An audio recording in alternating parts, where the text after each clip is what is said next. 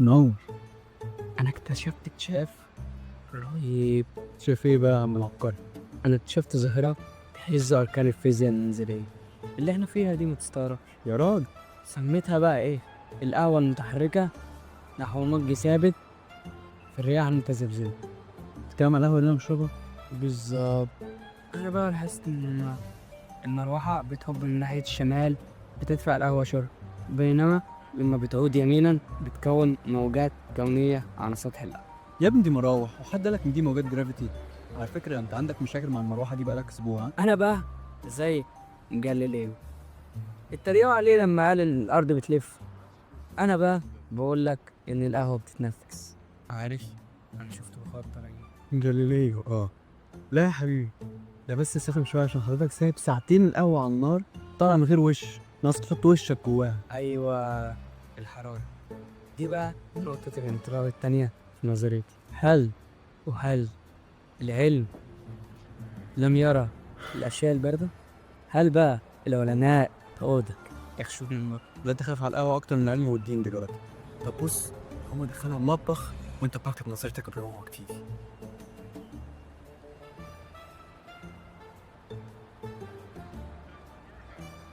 كلام مشي.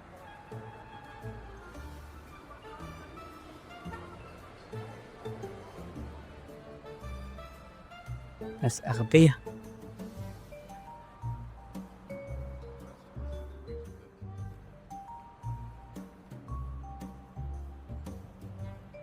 لا هو بتدور زي الكون بالظبط.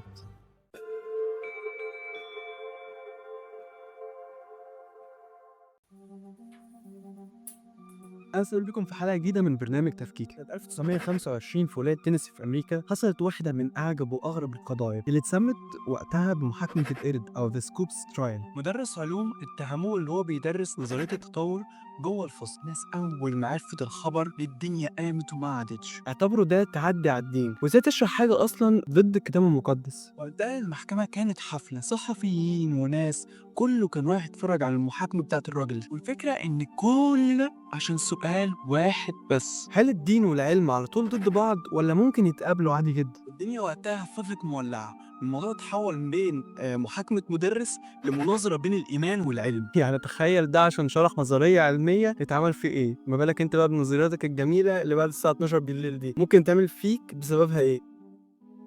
أنا أفكرك بفيلم كونتاكت اللي فيه جودي فوستر بتلعب دور عالمة بتحاول تدور على حياة ذكية في الفضاء. لما قابلت راجل في الفيلم بيسألها بيقول لها هل بتحبي والدك؟ فجاوبته بطبيعية جدا وقالت له أكيد، يعني مين ما بيحبش والده؟ رد عليها وقتها وسألها طب تقدري تثبتي لي الحب ده علميا أو نظريا؟ السؤال قد يكون بسيط ولكنه بيكشف عن فجوة بين عالمين: عالم العاطفة والإيمان وعالم القياسات والتجارب والنظريات والحاجات دي. بس الفكرة هنا، هل لازم العالمين دول يتعاركوا؟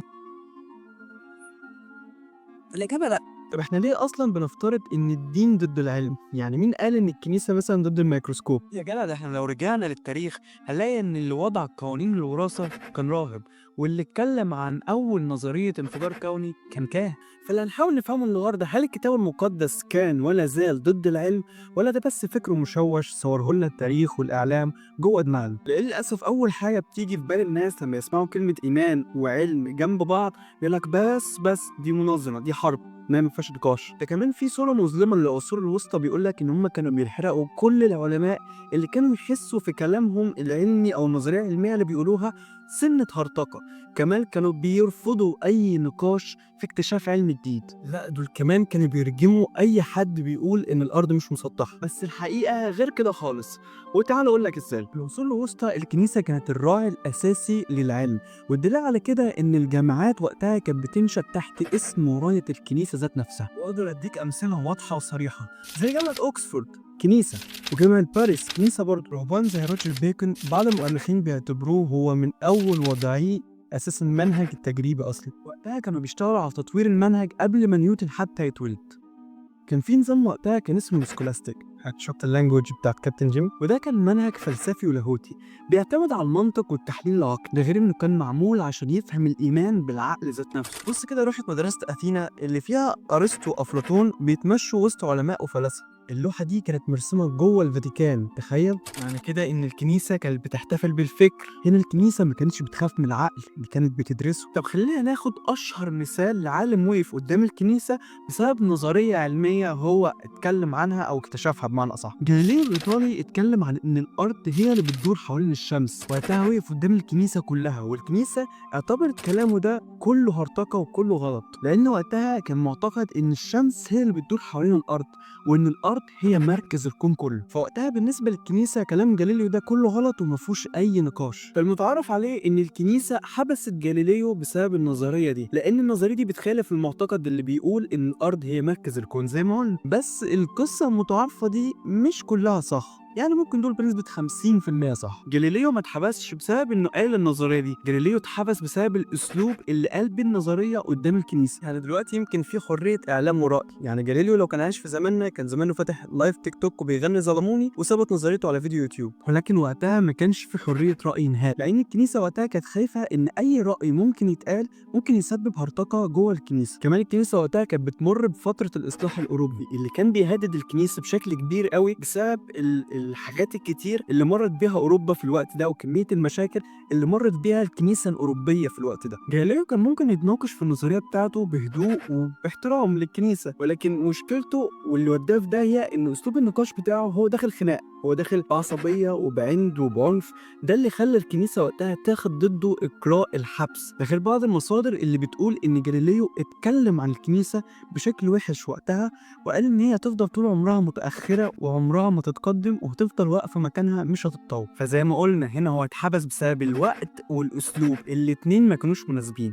الأسلوب كان أسلوب عنيف وعصبي جدا للنقاش مع كنيسة، والوقت كان غير مناسب بسبب فترة الإصلاح الأوروبي اللي مرت بيها الكنيسة في وقت جاليليو. يعني معنى كده إن الكنيسة ما كانتش ضد النظرية لما أثبتت بعد كده إن هي صحيحة محدش طلع واتكلم على الباحثين والعلماء دول وقال إنهم مرتقين مثلا، بالعكس صدقوا إن الأرض كورة مش مسطحة، وقالوا إنهم خلاص بتدور حوالين الشمس مش هي مركز الكون. خليني أقول لك على مجموعة علماء كبار كانوا مؤمنين بشكل كبير قوي، ومع ذلك اكتشفوا اكتشافات خطيرة جدا في وقتهم. أول وأشهر مثال هو إسحاق نيوتن، هو أول من وضع قوانين الميكانيكا الكلاسيكية. أيوة اللي مبهدل ثانوية عامة بسبب التفاحة اللي وقعت عليه ده. كتب عن اللاهوت ودراسة الكتاب أكتر ما كتب عن الفيزياء أصلا. وتاني واحد جريجور مندل مؤسس علم الوراثة، وهو في الأصل راهب نمساوي. عندك كمان مثلا جورج ليمترا، هو كان بلجيكي وهو أول ما نتكلم عن نظرية الانفجار العظيم. كمان يوهانس كيبلر عالم فلك ومؤمن بشكل كبير جدا، ده كمان كان بيقول إن دراسته للفلك ذات نفسها هي نوع من أنواع الصلاة والتأمل. كمان ماكس بلانك مؤسس نظرية الكم كان بيؤمن بوجود إله خالق عادي جدا، لما قال كده في واحدة من عباراته: لا يمكن أن يكون هناك أي تعارض حقيقي بين الدين والعلم، فكل منهما مكمل للآخر. أعتقد أن كل شخص جاد ومتأمل يدرك أنه يجب إدراك العنصر الديني في طبيعته وتنميته، إذا أردنا لجميع قوى النفوس البشرية أن تعمل معا في توازن وانسجام تام. وفي الواقع لم يكن من قبيل الصدفة أن يكون أعظم المفكرين في جميع العصور أيضا ذوي نفوس متدينة عميقة. يعني ده ما يقولش إن كان في تعارض بين العقل والإيمان، ده يقول إن كان في تعاون بينهم. كمان العصر الحديث في كتير قوي من النظريات اللي بتتقال دلوقتي الناس بتقول عليها هرطقة، بل إنها مصيبة كبيرة فوق دماغ صاحبها ذات نفسه. ولكن الفكرة إن اللي قالوا النظريات دي برضو كانوا ناس مسيحيين ومؤمنين برضو، وهم لما قالوا أو دوروا على النظريات دي أو الاستكشافات دي قالوها بدافع إيمان وبدافع معرفة أكتر. بس منهم نظرية الانفجار العظيم أو البيج بانج، واحدة من النظريات اللي اتقالت في العصر الحديث. الناس كانوا فاكرين إن النظرية دي ضد الخلق، ولكن بالعكس النظرية دي بتحاول تقول إن الكون ليه بداية وليس أزلي، ولكن هو ما لغاش الخلق وما لغاش وجود خالق للكون ذات نفسه. كمان اللي قال النظرية دي كان كاهن، وقال كده عشان كان عايز يفهم سفر التكوين بشكل علمي بس مش أكتر. كمان في علماء كتير قوي بتقول إن الله هو اللي وضع نظرية التطور زي داروين بالظبط، وهم بيقولوا إن دي وسيلة من وسائل الله برضه، بل إنهم بيقولوا إن الله حط قوانين خاصة ومحكمة جدا لنظرية التطور، وحاولوا يجمعوا بين النظرية والإيمان في نفس الوقت. كانوا علماء مسيحيين زي ما قلنا. منظمة بيولوجوس اللي فيها علماء مسيحيين كتير قوي بيتناقشوا وبيتكلموا على ان نظرية التطور عمرها ما كانت ضد الدين، ولكن دي زي ما قلنا هي كانت وسيلة الله في خلق الانسان بقوانين زي ما قلنا برضو الله هو اللي حطها للتطور. واللي اسس المنظمة دي كان فرانسيس كولينز. انا مش بأيد النظرية، ولكن ده اللي بيحصل او ده المفهوم، دي القشرة بمعنى أصح. فرانسيس كولينز ده هو مؤسس مشروع الجينوم البشري سابقا. النظريات كلها غير مؤكدة ومش شرط تكون صح أو غلط، يعني أكيد إحنا مش قرود، وبرضه أكيد الكون مش أزلي، يعني أكيد في حاجة حصلت تسببت في وجود الكون انفجار عظيم أو أيا كان. هي الخلق خطوات، بس في نفس الوقت هو ليه بداية، يعني الكون ليه بداية وليس أزلي. وبرضه احنا مش قرود. فيلم زي انترستيلر ناقش نظريات كتير قوي اينشتاين ونيوتن وغيرهم قوي من العلماء كانوا اتكلموا عنهم قبل كده، ولكن لو ركزت هتلاقي ان في نظريات كانت خطيره شويه او غريبه، زي ان كوبر الوقت اللي عدى عليه جوه الثقب الاسود يعني خلاه زي ما هو في السن عادي جدا وثابت، بس في نفس الوقت اللي على الارض اتقدم بشكل اسرع وبشكل كبير قوي، فده اللي خلاه لما رجع تاني لبنته لقاها كبيره قوي وتقريبا كان لها احفاد تقريبا. وده بيثبت نظريه ان الوقت في الثقب الاسود يختلف عن الارض، وان الزمن في الثقب الاسود برضه بيختلف عن الارض.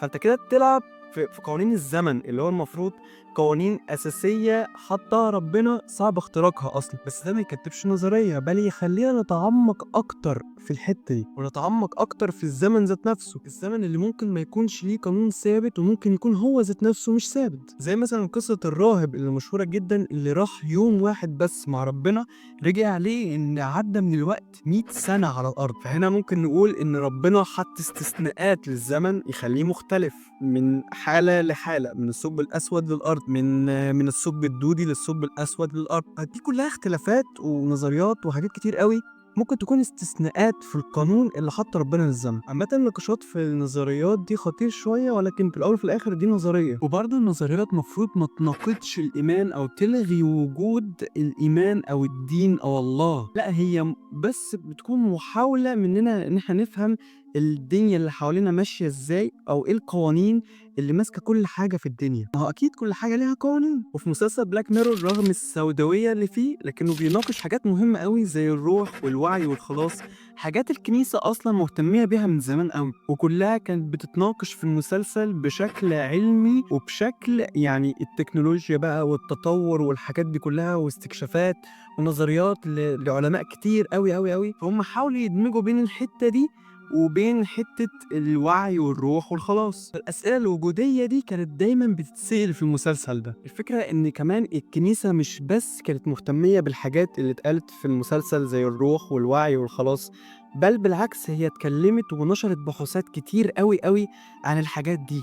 فهنا الكنيسة ما كانتش ضد العلم، بالعكس دي ساعدت فيه بشكل كبير جدا. ده كمان كنيسة الفاتيكان عندها مرصد فلكي وعلمي وبحثي، واحد في إيطاليا وليه فرع تاني في أريزونا في أمريكا. كمان في التاريخ القبطي عندنا يعقوب ابن كيلس اللي ساعد في تطوير الحسابات الفلكية للكنيسة. وكمان في العصور الأولى آباء زي باسيليوس وأغسطينوس شجعوا البحث والتفكير العقلي والمنهجي والفلسفي. ده كمان مكتبة دير سانت كاترين هي واحدة من أغنى وأقدم المكتبات اللي مليانة بحوثات قبطية ولاهوتية وعلمية بشكل كبير قوي وعلماء من العالم كله بيجوا مخصوص للمكتبة دي عشان يدرسوا منها. بس في فيلم هيرت ذا ويند حول محاكمة القرد اللي اتكلمنا عنها في أول الحلقة لصراع أسطوري مفيش زيه على الإطلاق. المشكلة إن السينما والدراما وكتب معينة كده دايما بتحط نظرة إن الدين هو العدو الأساسي للعلم والاستكشافات. طب ليه في مننا بيصدق إن الدين والكتاب المقدس دايما أو غالبا بيبقى ضد العلم؟ بص في أوقات كان بيبقى فيه خوف من الجديد، ولكن ده شيء طبيعي على المؤسسات والمجتمعات والحاجات دي كلها، ده شيء طبيعي في أي مكان. كمان إحنا لحد دلوقتي لسه بنخاف من الاكتشافات الجديدة. الاكتشافات الجديدة بتعدي علينا كده أحيانا بتخلينا نشك إن هي لا ممكن تكون ضد الإيمان بتاعي، ولكن الكنيسة اتعلمت بقى في الحتة دي إنها تتقبل الآراء الجديدة وتدخل نقاشات عن الاستكشافات ديت وتفرق مين اللي ممكن يكون غلط وهرطقة ومين الصح عادي جدا. كمان انها اتطورت وشاركت في كتير قوي من النقاشات العلمية بدل ما تهرب منها. ده كمان بقي فيه متخصصين للدراسة والاستكشاف أول بأول. طيب بص عشان شكلك تعبت معايا في الحلقة دي، الله أعلم هتطلع كبيرة ولا قصيرة زي اللي فاتت، ولكن هجيب لك الخلاصة على هيئة 3 أسئلة بس هل المسيحية ضد العلم؟ لا. طب هل حصل سوء تفاهم؟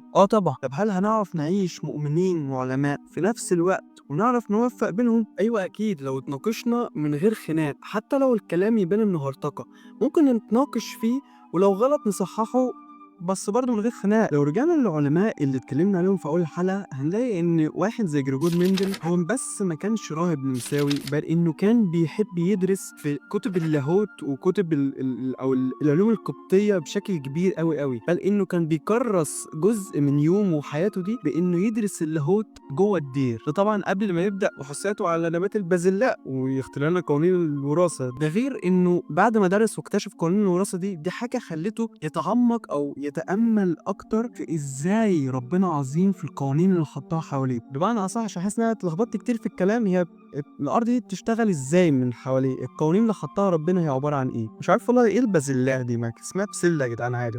الناس الجامده دي لو كانوا خافوا من انهم يكونوا ضد الايمان والدين بسبب الاكتشافات دي، ما كانش زمانهم عملوا اي حاجه خالص، لكنهم كانوا عارفين ان وراء كل اكتشاف ده ايد ربنا في الاول وفي الاخر. كمان لما تتعمق اكتر في العلم هتفهم عظمه ربنا في القوانين اللي حطها في كل حته ومكان وحاجة حواليك ومحيطة بيك، من أول الفيزياء والكيمياء والأحياء ده حتى العلوم الفلكية والكونية لحد دلوقتي لسه بندرس وبنكتشف فيها حاجات كتير أوي. وهتلاقي النقيض دايما بين مؤيد ومعارض النظريات والاكتشافات اللي بتقول على الانفجار العظيم، وإنه نظرية صحيحة وبسبب الانفجار العظيم نشأ الكون. يعني في اكتشافات تانية تقول لك لا، الكلام ده كله بلح ومفيش لا انفجارات ولا أي حاجة، واتغطى كويس قبل ما تنام. فاحنا المفروض ما نخافش، احنا المفروض ندور ونستكشف زي ما المسيح بنفسه كلمنا كده وقال لنا بكل صراحه فتشوا الكتب. الفكره هنا ان احنا كل ما بنزيد علم كل ما بنعرف عظمه ربنا اكتر واكتر، ولكن ما تخليناش نلغيه او نقول لا الكون ليه قوانين. لا، ربنا هو اللي عمل ده كله وهو اللي حط القوانين دي ذات نفسها. فاحنا المفروض نزيد علم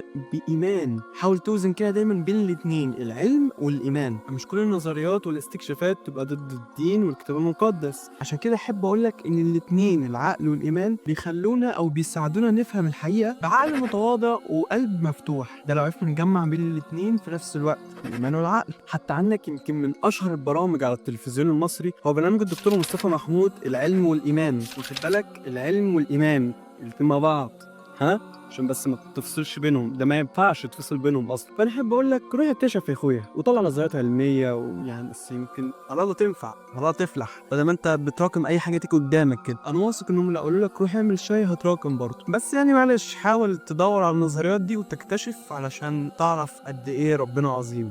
بس سيبك من نظرياتك انت بتاع 12 بالليل دي عشان كلها الحاد وهتوديك في 60 داهيه. ما تنساش بقى تبقى جدع معايا كده وتحط لايك وتشترك في القناه. انا سايب بقالي 3 حلقات اهو، ما بقولكش تشترك ولا تعمل اي حاجه، ما اشتركتش برضه، دي الصراحه بقى قله ادب. لا بهزر معاك بس برضه اشترك في القناه واعمل شير للفيديو يعني.